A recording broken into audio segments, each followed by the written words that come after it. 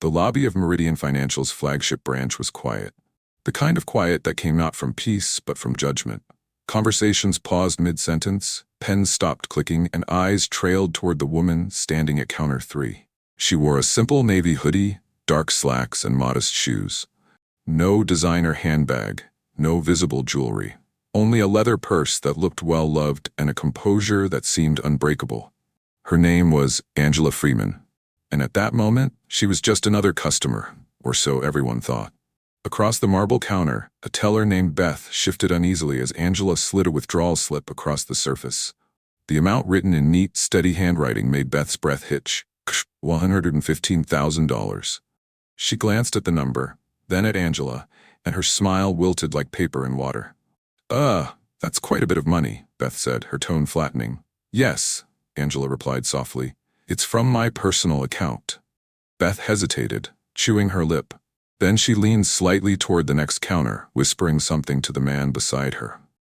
Within seconds, 2 other tellers peeked over, pretending to be busy with their screens. A snicker escaped from somewhere behind the desks. Angela heard it. Of course she did.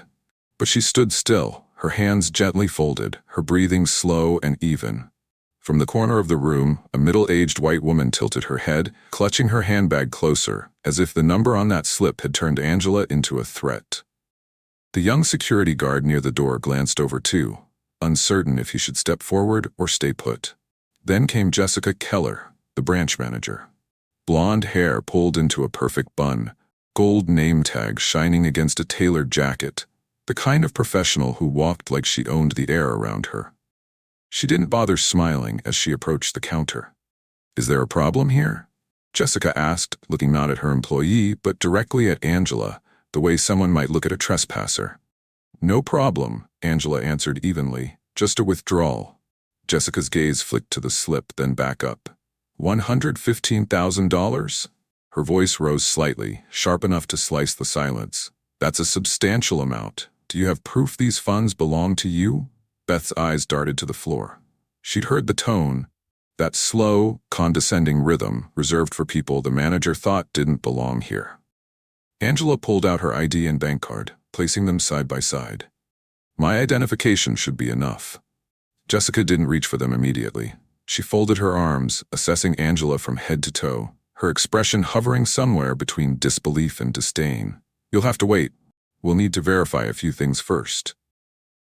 A young male teller leaned closer to his coworker and muttered, not quietly enough, maybe it's drug money. His coworker tried to stifle a laugh. The sound carried. Angela heard every word. Her jaw tightened just slightly, not in anger but in something far older. She'd fought too long to be rattled by whispers. Still it stung, the quiet kind of sting that sits deep in the chest where words can't reach. Jessica turned to her staff. Mark, check her transaction history. Richard, get me account verification. I want to be sure this isn't a... She paused deliberately, lowering her voice just enough to make the insinuation clear. A mix-up. Angela's eyes lifted to the wall behind them. The bank's motto was engraved in brushed silver, building financial futures with trust, respect, and integrity. The irony wasn't lost on her. A small group of customers had gathered near the side counter, pretending to fill out forms but clearly listening. One woman whispered, "She doesn't even look like she has that kind of money." A faint ripple of laughter followed. Still, Angela didn't move. She didn't argue. She simply waited. Her silence was a mirror, one that reflected every ounce of prejudice in that marble-floored room.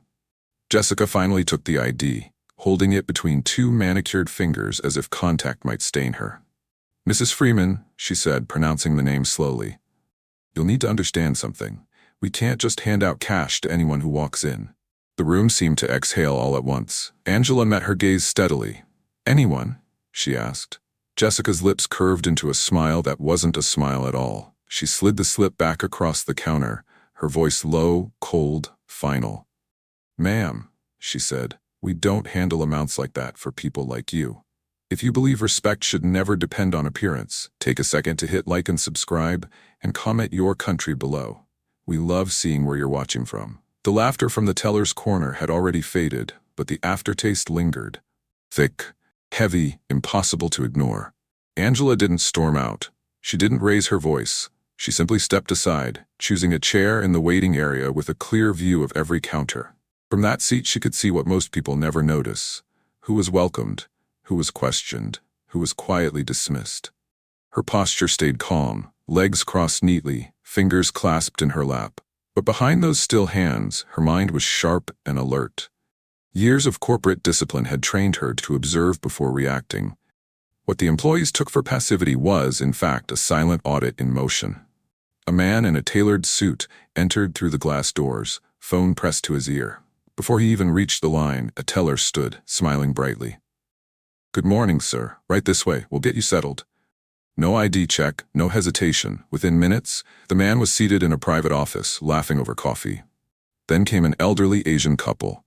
They waited near the same line Angela had stood in. The smiles vanished.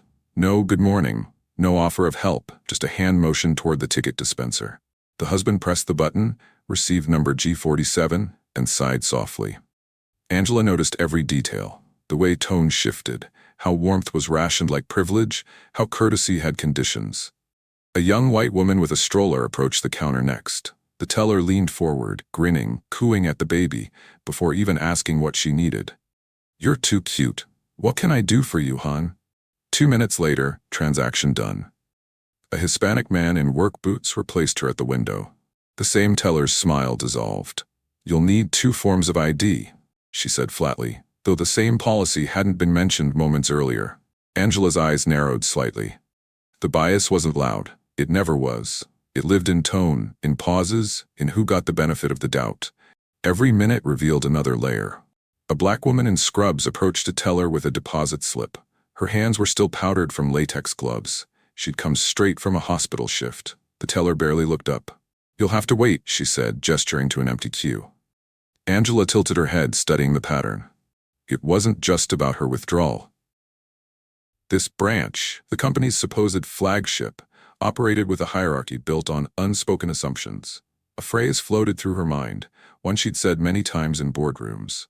"Culture isn't what you write in policies. It's what people do when no one's watching."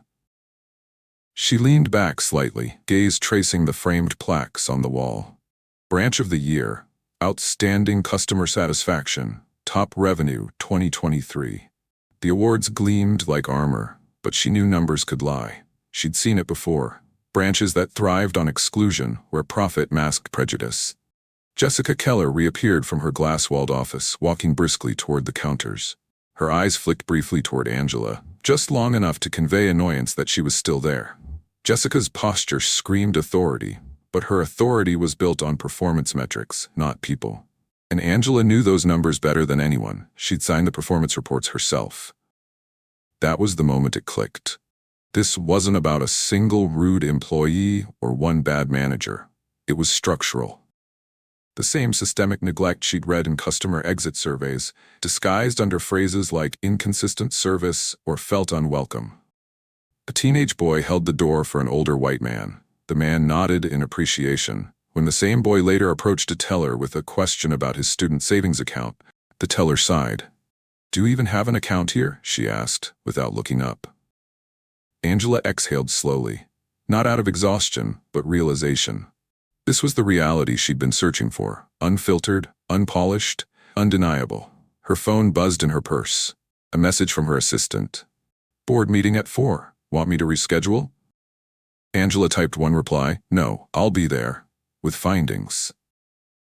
Across the room, Jessica's laughter carried faintly as she spoke with another customer, a white man in a golf jacket. The shift in her tone was startling. The warmth in her voice could have melted ice. The same woman who'd spoken to Angela like she was a nuisance now leaned in, eager, attentive. Angela's reflection caught in the polished glass behind the counter, composed, calm, yet unflinching. Beneath that serenity, something powerful stirred. Not vengeance, not anger, something sharper. The kind of clarity that only comes when truth stands naked in daylight. She stood, straightened her jacket, and walked slowly toward the exit. Every step was deliberate, every head turned. Just before the doors slid open, she paused, looking back once more. Not at Jessica, not at the staff, but at the institution itself. Her voice, low enough for herself, yet firm enough to anchor the next storm, carried a quiet certainty. "I came here today not as a customer," she murmured, "but as an experiment.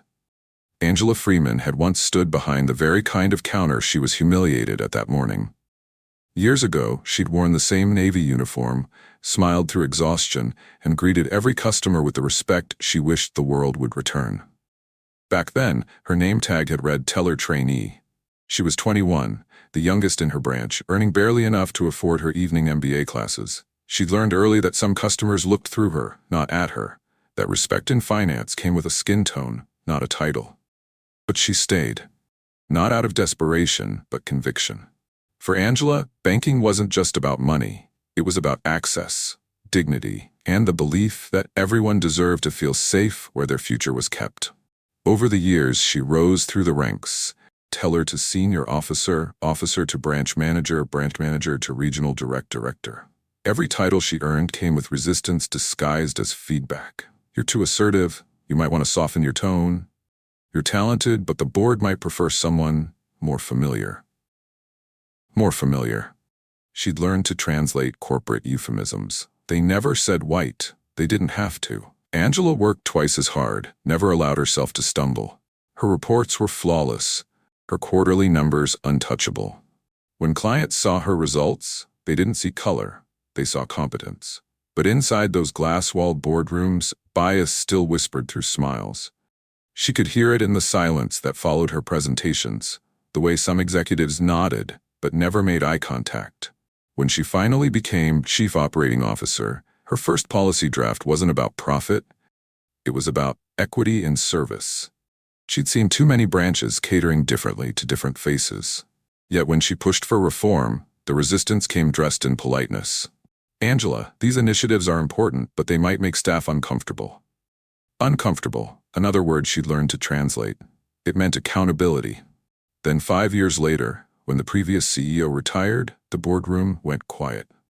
Everyone knew Angela was the most qualified successor, but qualification in their eyes was negotiable when confidence came wrapped in black skin.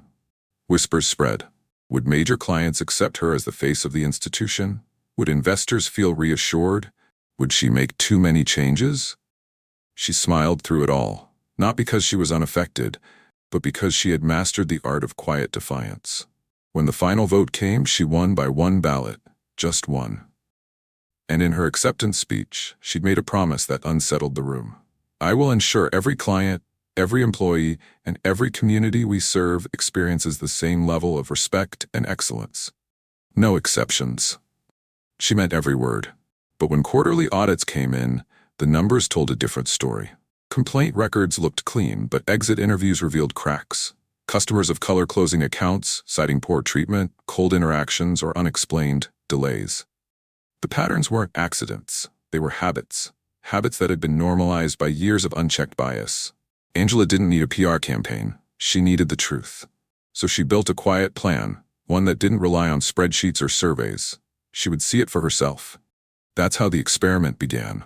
No entourage, no security detail, no designer outfit, just her, the CEO of a multi-billion-dollar financial institution, dressed like an ordinary woman with an ordinary errand. She wanted to walk through her own doors and feel what her customers felt. She chose the flagship downtown branch for a reason. It was the face of the company, polished, profitable, pristine on paper. The branch Jessica Keller managed. Angela documented everything. She kept her phone in her purse, screen recording quietly. She made mental notes of timestamps. Who greeted her, who didn't, how long she waited, who skipped her in line. Her mind, trained to analyze mergers worth billions, now focused on the human cost of disrespect. For every smirk, every whisper, every pause, she logged it. 9:19 a.m., ignored greeting. 9:42 a.m., teller shift in tone when speaking to white customer. 10:07 a.m., denied service without cause. Each entry was more than evidence. It was a mirror reflecting how deeply prejudice had woven itself into everyday business. As she sat in the waiting area, she remembered her mother's voice, soft, steady, warning her that success would never shield her from ignorance. Baby, she had said, you can have all the degrees, all the power, all the grace. Some people will still only see what they want to see. Her mother had been right. And yet, there was something poetic about this moment, the irony of it all. The same branch that had celebrated her promotions now humiliated her in public, not realizing she owned the walls around them. To everyone in that room, Angela Freeman was just another customer, to be doubted, delayed, and dismissed. But beneath the plain clothes and quiet demeanor sat the highest authority in the entire institution. The same woman who had signed Jessica Keller's last promotion letter. The same woman whose initials were printed on every employee contract. The same woman whose signature approved every dollar in that vault. They didn't know it yet, but the ordinary woman they mocked held the power to end every one of their careers before the clock struck noon. And she intended to use it. The tension in the lobby grew thicker with every passing minute. It wasn't just silence anymore, it was spectacle. A scene was forming, and Jessica Keller made sure everyone had a front row seat. She stood tall behind the counter, polished and composed, as though she were orchestrating order instead of fueling discrimination. "Mark," she called out, her tone brisk, "come over here, we may have an issue." The tall, broad-shouldered senior teller stepped forward, his face drawn into a look of false authority. He peered over the counter at Angela, studying her the way someone might study a forged document. "What's the problem?" he asked, though his eyes never left Angela's face. "This customer," Jessica began, emphasizing the word like it was a warning, "is attempting to withdraw an unusually large amount. I'm not convinced the funds are legitimate." Mark nodded slowly, crossing his arms. "Do you have proof this account belongs to you, ma'am?" Angela's voice remained even. "My name and identification are right in front of you. The account number matches. That should be enough." Mark tilted his head, unconvinced. "We've had incidents lately. People walking in with fake IDs, claiming large withdrawals. You'd be surprised how creative they get." Before Angela could respond, another man appeared, Richard, the senior teller from the next counter. He leaned in, smirking slightly, his confidence drawn not from authority, but from Jessica's approval. "You sure this isn't some kind of scam?" he asked loudly, ensuring everyone nearby could hear. A murmur spread across the lobby. Customers who had been pretending not to stare now openly watched. A young mother pulled her child closer. An older couple exchanged uneasy glances. Angela glanced around at the faces. Some curious, some amused, none surprised. She'd seen that look too many times in too many rooms, people pretending that injustice was procedure. "I've been a customer here for over 15 years, Angela said quietly. "My deposits alone would verify that." Richard chuckled. 15 years, huh? Well, that must have been quite a journey. He looked at her clothes, her plain purse, the absence of luxury. "You come into that kind of money recently?" Jessica didn't correct him. She simply folded her arms, letting the insult hang. Angela took a slow breath, the kind that comes from years of practice, measured, calm, disciplined. "I came here to withdraw what's mine, not to be interrogated." Jessica gave a thin smile. "Then you shouldn't have a problem waiting while we confirm your story." Her tone made it sound like Angela was a suspect, not a client. A middle-aged man in a business suit walked in at that moment, and the contrast was immediate. The same teller who had questioned Angela rushed to greet him with a cheerful, "Good morning, sir. How can we help you today?" Angela noticed. So did everyone else, but no one spoke. Jessica turned to Mark again. "Run a background check on the account. I want to see every transaction in the past 60 days. Mark nodded and began typing. Richard leaned closer, pretending to whisper, but ensuring the words carried. "These scams always start small. First a big withdrawal, then the account's empty. Classic." A few customers laughed quietly. It wasn't malicious laughter. It was the kind that hides discomfort behind complicity. Angela remained motionless. Her stillness was power. The room was chaotic, but she refused to match their tone. Jessica finally reached for the phone on her desk. "Security, come to the lobby," she said coolly.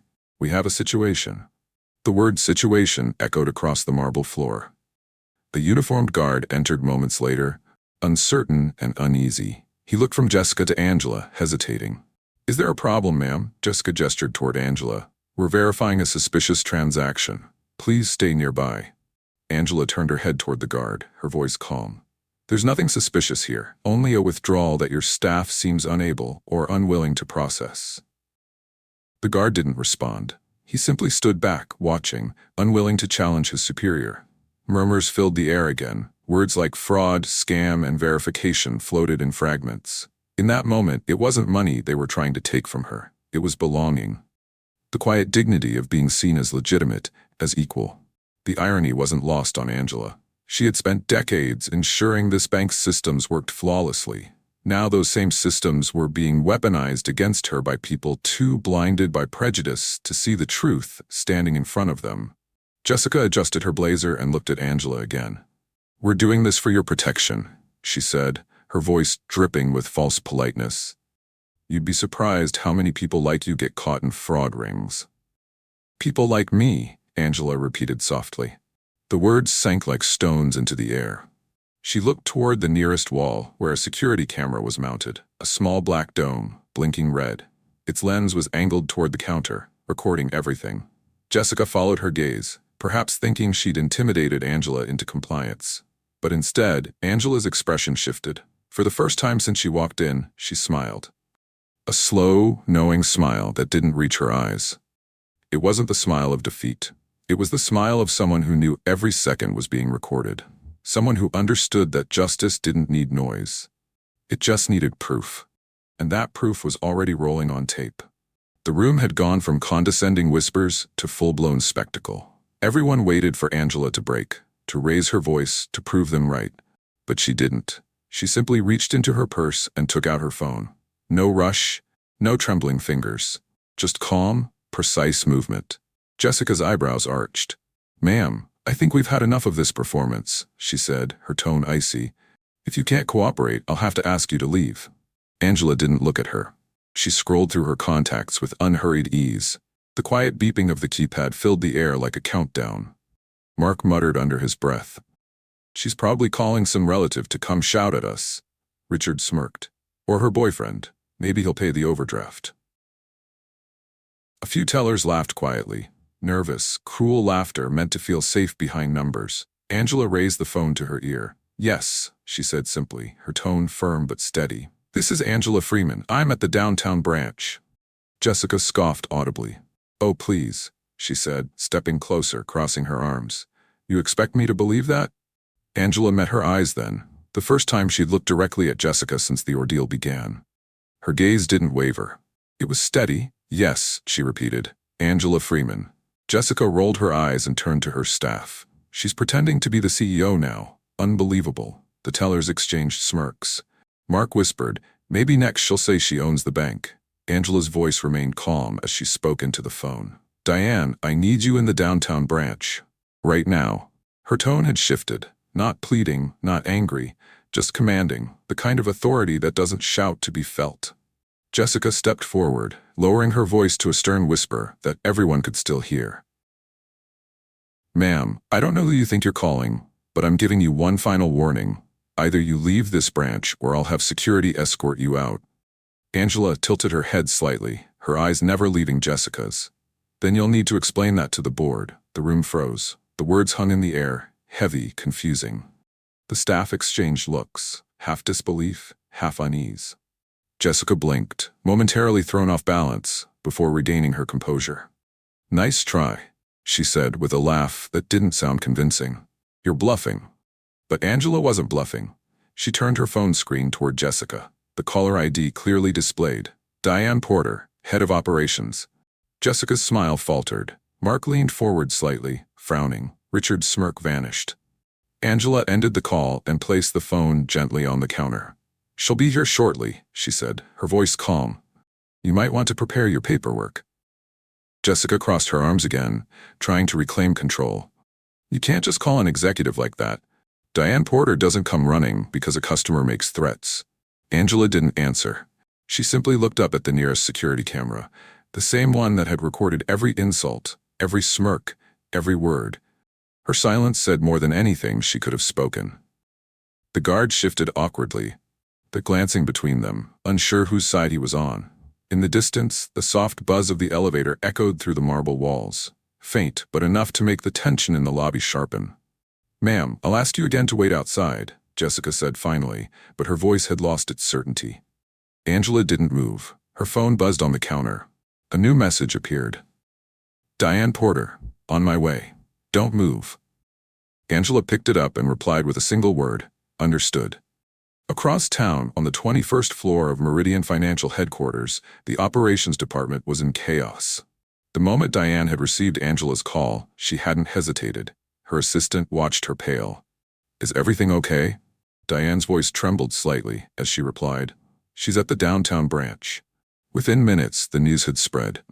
Security teams activated live surveillance feeds. Dozens of screens blinked to life, showing the flagship branch's lobby from every angle. And there she was, their CEO, standing calm in the middle of her own empire, surrounded by staff who were humiliating her in real time. Board members, mid-meeting, turned to the monitors in disbelief. "That's Angela?" one of them asked, his voice unsteady.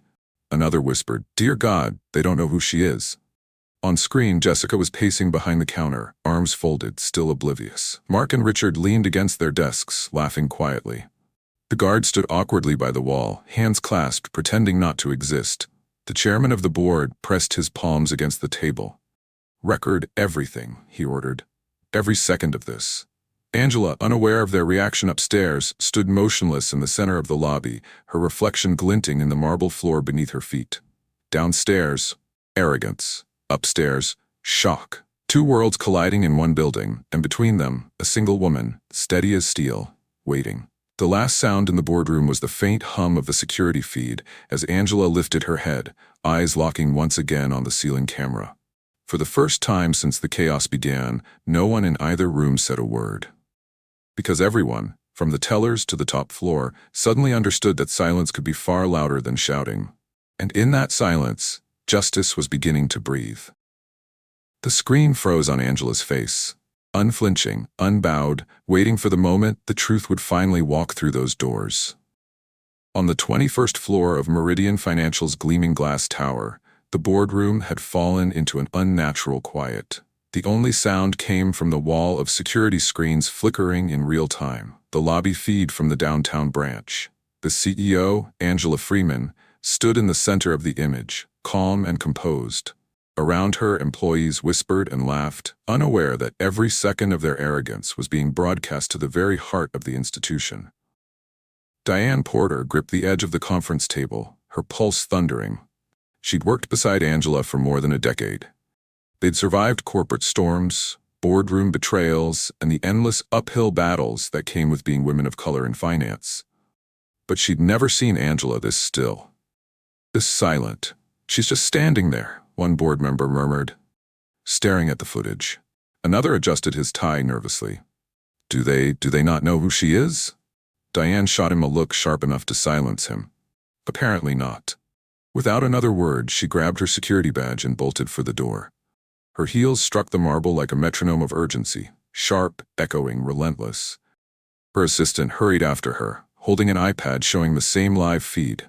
In the elevator, Diane's reflection stared back at her, tense jaw, trembling hands, fury barely contained. She pressed the button for the lobby, the doors sliding shut with a metallic hiss. Meanwhile, upstairs, chaos rippled through the hierarchy.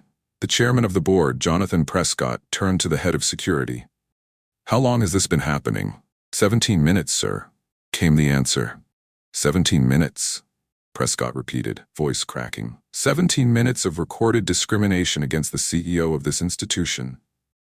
No one replied. Every screen showed another angle. Angela's face, serene and unmoving, while Jessica Keller gestured condescendingly.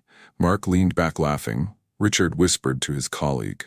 The timestamp glowed in the corner, 10:22 a.m. Every detail was evidence, every second a stain. The same system built to protect power, Diane had once said in a diversity meeting months ago, can also expose it.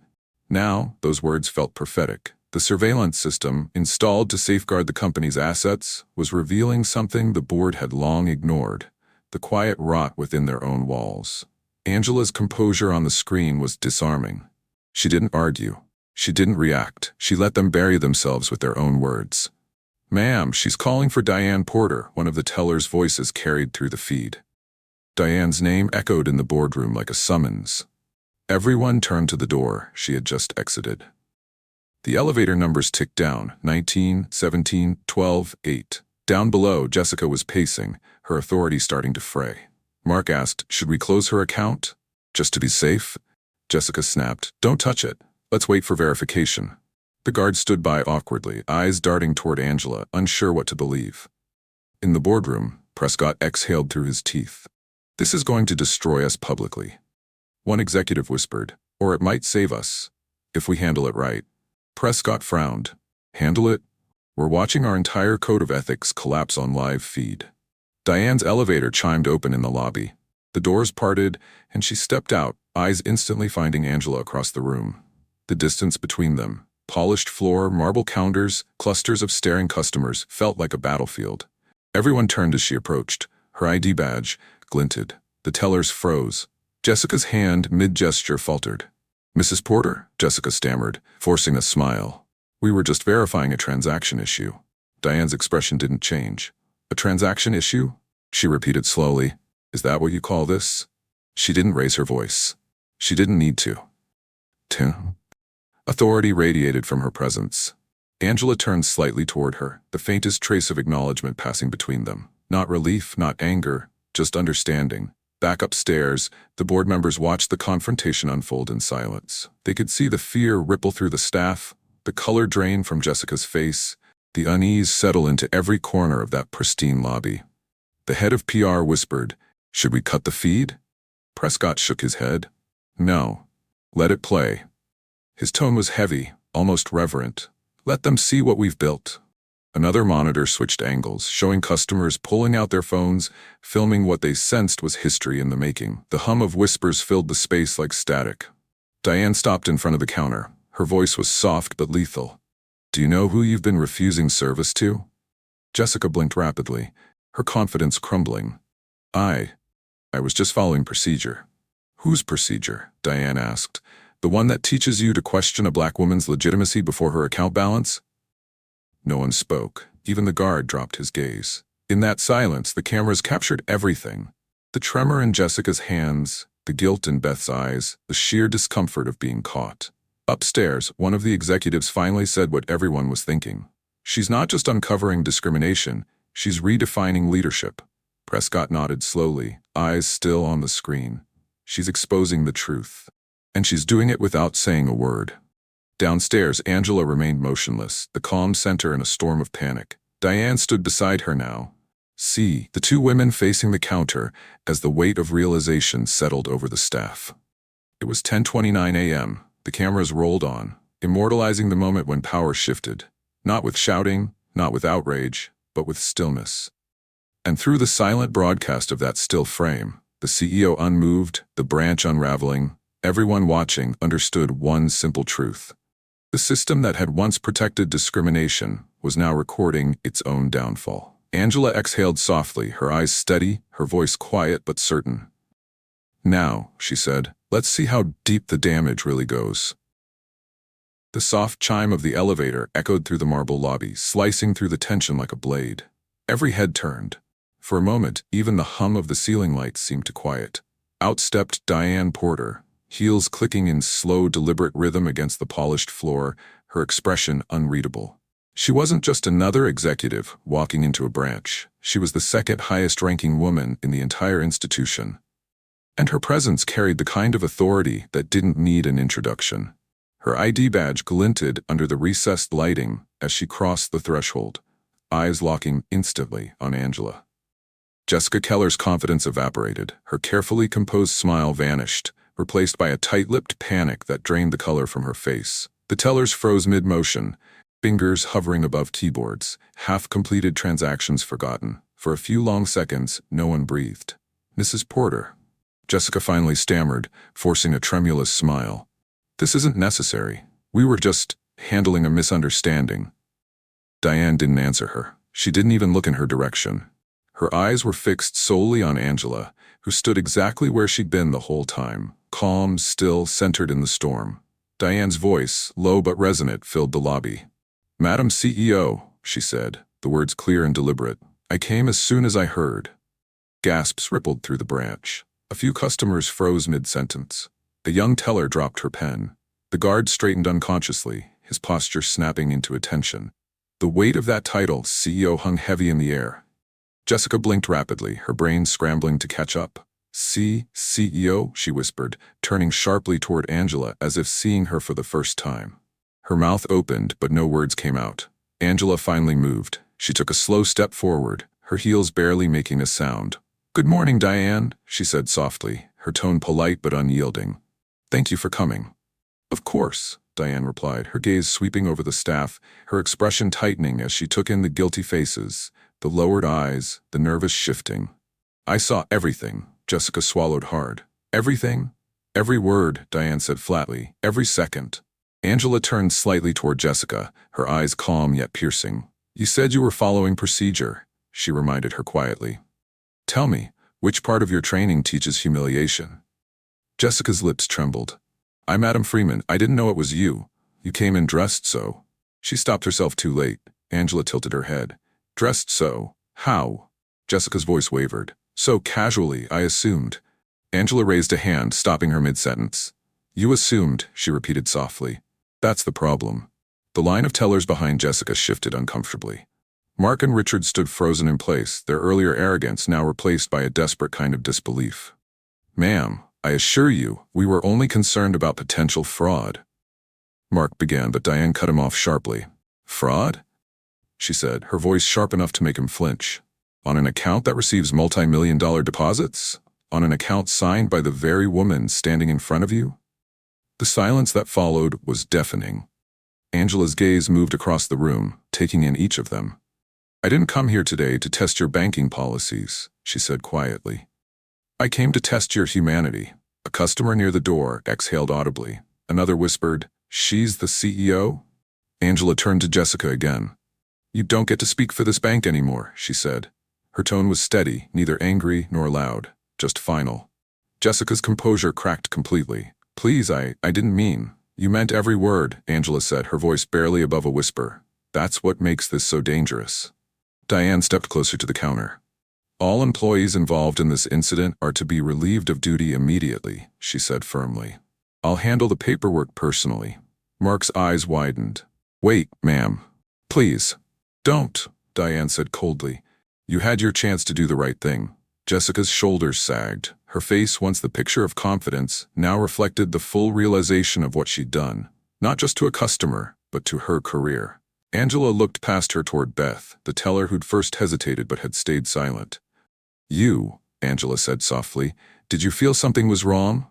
Beth hesitated, tears threatening at the edges of her eyes. "Yes, ma'am." "Then next time," Angela said, "speak up. Silence doesn't make you safe, it makes you part of the harm." Beth nodded wordlessly. Diane placed a gentle hand on Angela's arm. "The board is watching this feed," she said quietly. "They've seen everything." Angela exhaled slowly, her eyes moving toward the ceiling camera that blinked red in the corner. For the first time that morning she smiled, not in triumph but in quiet certainty. "Good," she said. "Then they'll understand why change can't be a memo. It has to start here." Her gaze returned to Jessica one last time.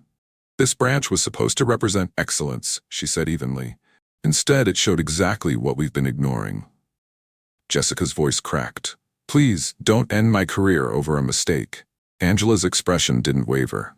"No, Jessica," she said calmly. "You ended it yourself." She turned, walking toward the exit as customers parted instinctively, their murmurs trailing behind her like an echo.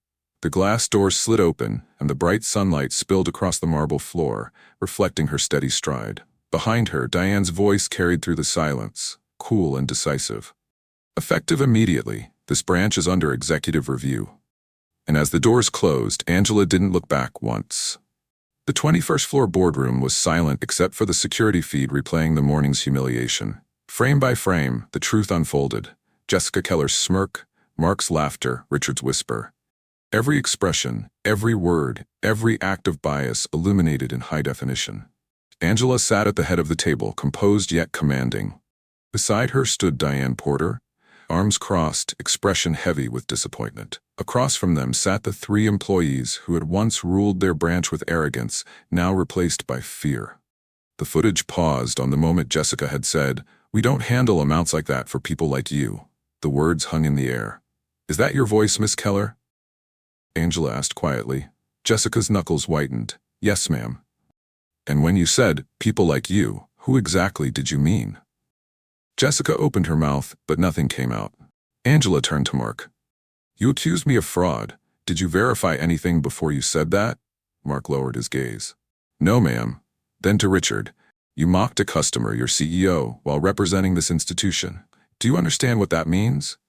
Richard's voice barely carried. I wasn't thinking. Angela nodded slowly. No, you were thinking exactly as you were taught. To doubt those who don't fit your picture of power. The truth landed softly, but it hit harder than any raised voice. Diane stepped forward and laid a stack of papers on the table. Termination letters, signed and approved by the board.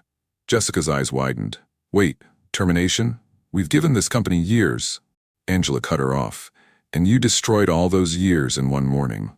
Mark began to speak, but Diane silenced him with a look. You didn't just break policy. You broke the trust of every client who looks like the woman you humiliated. Angela's tone softened, though her words did not. This isn't new, she said. It's the same quiet bias that's lived in this company for decades, ignored because it's easy to disguise as procedure. Jessica's eyes glistened. I didn't know. Angela's reply came calm and sharp. You didn't want to know. The footage played again. Angela's calm restraint, Jessica's mocking smile, the staff's laughter.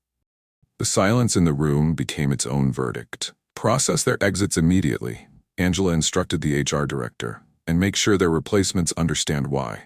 The HR director nodded and gathered the papers. Jessica whispered an apology that went unanswered. Angela stood. Effective immediately, Meridian Financial will audit every branch. Mandatory racial bias training starts within 48 hours. This isn't optional. Diane added, non-compliance means suspension. Period. Angela turned toward the paused screen, her image frozen mid-stare. This footage will become training material, she said. Not to shame, but to teach. Because this isn't about bad people. It's about what happens when good people stay quiet. Her gaze returned to the trio. Do you understand why you're being dismissed? Jessica nodded faintly. Because of bias. Angela shook her head. Because you believed bias was harmless. No one spoke after that. The silence that followed wasn't fear anymore. It was realization. Angela gathered her files, glancing once more at the blinking red light of the camera. Those cameras weren't your enemy, she said. They were your mirror. As she walked toward the exit, Diane handed another envelope to the HR director. Send this to Internal Affairs, she said. Audit every customer file, every complaint. If bias hides in the data, uncover it. Downstairs, life continued. Keyboards clicking, phones ringing, papers shuffling. Yet something fundamental had changed. Angela stopped at the glass doors and looked out over the city. Her reflection stared back, dignified, steady, resolute. Diane joined her. Do you really think this will change things? Angela nodded once. It has to. Because dignity shouldn't depend on recognition. It should be the standard. She stepped into the sunlight, leaving behind a silence far more powerful than rage, one that marked the end of an era and the beginning of accountability. By the time the sun dipped below the skyline, the story had already escaped the walls of Meridian Financial. Within hours, the security footage spread across social media, edited, reposted, shared thousands of times. The image of Angela Freeman, standing silent in the face of humiliation, had ignited a movement. The hashtag #BankingWhileBlack trended across the nation. The internet did what institutions rarely do. It listened. Viewers watched, stunned by the contrast. A composed black woman maintaining her dignity against a wall of arrogance and mockery. Her silence spoke volumes, becoming the sound of resistance itself. Twitter lit up. Grace under pressure. This woman is strength. Every black professional has lived a version of this. How many more times before change becomes law? The public demanded answers, and this time, Meridian's billion-dollar board couldn't hide behind statements or silence. By dawn, major networks had picked up the story. Headlines ran non-stop. Black CEO denied service at her own bank. Corporate racism exposed in viral video. Power meets prejudice in public. News anchors replayed the footage frame by frame, analysts discussed its impact, and civil rights advocates called it a turning point for corporate accountability. For millions, it wasn't just a story about banking. It was their story. Angela refused to release a press statement. She didn't need to. Her composure had already said everything. But when she did speak, it wasn't to the media. It was to her employees. A staff member live-streamed her address, and within minutes, tens of thousands were watching. What happened yesterday, Angela began, standing in the same building where she'd once been questioned like a criminal, was not an accident. It was a reflection. A reflection of what happens when bias becomes invisible enough to feel normal. She didn't mention names. She didn't need to. The internet already had them. Instead, she turned the focus to the system that enabled it. The problem isn't 3 people, she said, her voice calm but cutting. It's the culture that lets respect depend on skin tone, clothing, or comfort level. Her words struck deep. They became headlines of their own, replayed across classrooms, offices, and conference halls. Employees from other industries began sharing their experiences, how they too had been doubted, profiled, or dismissed in places they were supposed to belong. Meanwhile, investigations began. Jessica Keller's record revealed a pattern, complaints from minority clients that had been quietly discarded. This time, they couldn't be hidden. She faced official disciplinary charges for discriminatory conduct. Angela's response wasn't vindictive. It was visionary. She launched the Freeman Initiative for Financial Equity, a program to train and certify minority professionals in banking and corporate leadership. Her goal, to ensure no one would ever again be treated as a stranger to their own success. Within weeks, donations poured in. Human rights organizations, investors, and even competing banks pledged millions. Meridian Financial itself committed $40 million towards systemic reform, ordering inclusion audits and mandatory racial bias education across all 128 branches. Angela became a symbol not of scandal, but transformation. She didn't bask in praise or power. "This isn't about me," she told CNN. "It's about every person who's ever been made to feel small in a place they helped build." Her still image, calm, composed, staring into the camera, became one of the year's most shared photos. It appeared on magazine covers, murals, and social campaigns from New York to Los Angeles. As for Jessica, Mark, and Richard, their names became synonymous with a hard truth. Actions born of prejudice don't disappear when the apology comes. They live on as warnings. But Angela's legacy wasn't rooted in vengeance. It was in reform, empathy, and courage. 2 weeks later, the city had returned to its rhythm. But inside Meridian Financial, everything had changed. Policies were rewritten, systems reviewed, and conversations that once lived in silence now had voices. Yet outside the skyscraper bearing her signature on every report, Angela Freeman walked a quieter path. The cemetery lay on the edge of town, peaceful under the late morning sun. Angela moved slowly between the rows, heels pressing into the soft earth. No cameras, no press, just a white lily in one hand and a polished silver pen in the other. The headstone read, "Margaret Freeman, she believed in tomorrow." Angela smiled faintly. "You probably laugh at all this," she murmured, kneeling beside it. "Your daughter pretending to be a stranger in her own bank just to prove what you always said, that respect shouldn't come with conditions." She placed the lily gently against the stone, then set the pen beside it. It was engraved with Meridian Financial, the same kind once handed to executives after major deals, the same kind Jessica Keller had used to sign daily reports. "A reminder," Angela whispered, "that titles mean nothing if respect isn't universal." The breeze lifted her hair as she closed her eyes.